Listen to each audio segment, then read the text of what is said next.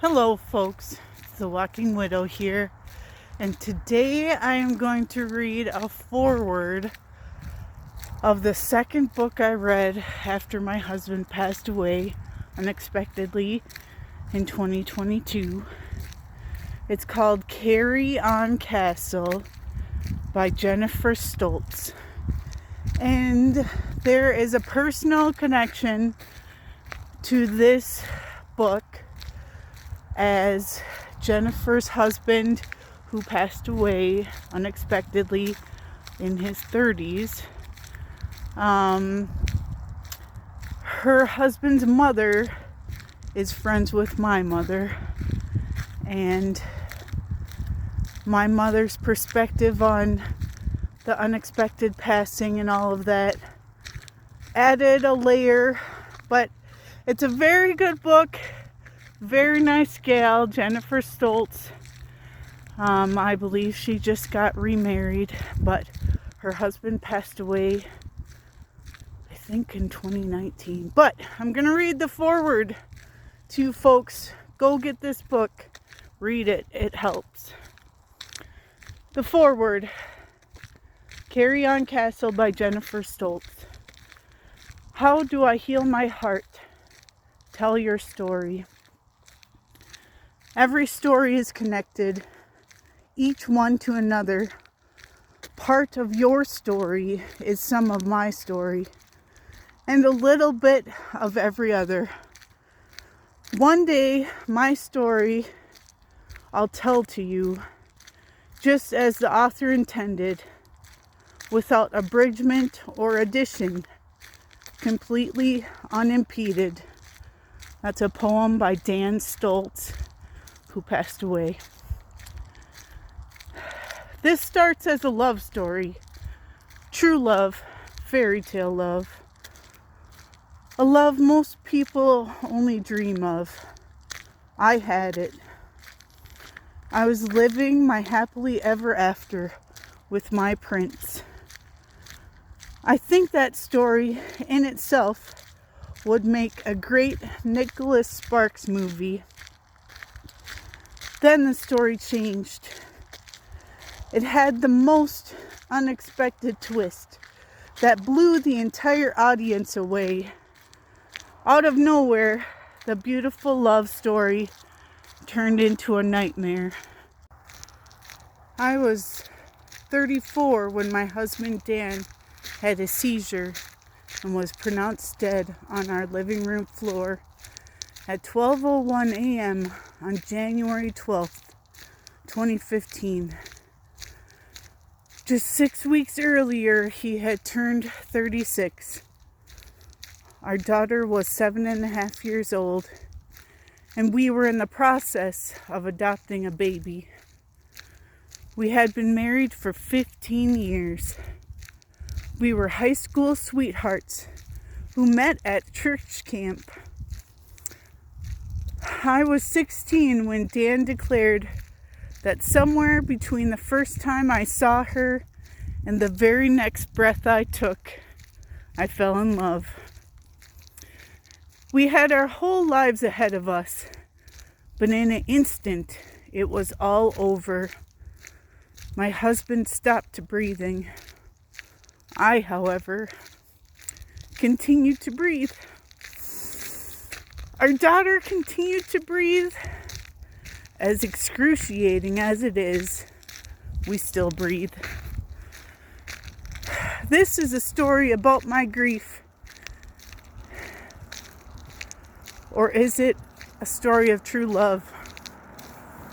I wouldn't have grief if not for the fairy tale love that I had. This isn't my life. This isn't what happens to me. I said out loud for weeks after he died. I mumbled it under my breath for months. I screamed it to my dad the night my husband died. I told it to over 400 people at his funeral. I've been living a life that isn't mine for 3 years now, and I still think this every day. I first started writing about my grief for one simple reason. I wanted to sleep. After my husband died in the middle of the night, it seemed impossible for me to fall asleep. I would just lie in bed and think about him. I would think about him dying, think about him smiling, think about all the things we had done and all the things we would never do. Sleep seemed impossible. My therapist suggested I start a blog. Maybe I could fall asleep if I could get all those thoughts out of my head. So I did. It definitely helped with the sleeping, although it wasn't perfect. As a side effect, it turned out that people could relate to my writing, and to my amazement, seemed to like it. My family and friends seem to love it, but they have been so supportive of me in this whole thing that I'm pretty sure at this point I could pick my nose and they would say, "Good job, Jenny, great nose picking." Not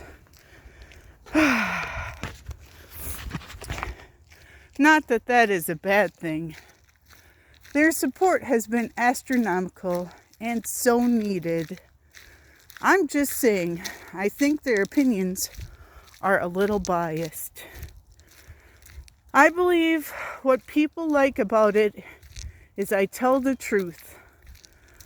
I tell the truth about grief as I know it. I never imagined I would be a 34-year-old widow either, but here I am. I have discovered that I have a story to tell about Dan, about our love, about his sudden and unexpected death, about our daughter's grief and my own. I am 38 and the solo parent of an 11-year-old girl named India. As much as I don't want to be here, I am. In a life that was never supposed to happen and that I don't want. However, one of the things I tell people is that I wasn't given a choice. None of us were given a choice.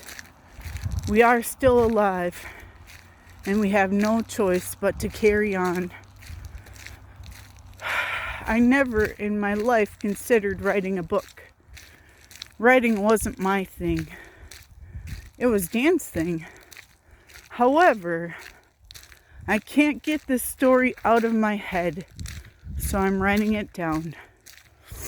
Maybe it will help other people sleep. Maybe it will help them see they are not going crazy. They're just grieving. And maybe it will give non-grievers some perspective. Also, I named all my chapters after lines from the musical Hamilton because I love it. If you have ever lost a loved one, then you know exactly how it feels. And if you have not, then you cannot possibly imagine it. That's a quote from Lemony Snicket, The Bad Beginning, the books and the TV show. Anyway, that was the foreword from Carry On Castle, a really good book by Jennifer Stults about the unexpected passing of her husband. You're not alone in your grief. Love and gratitude.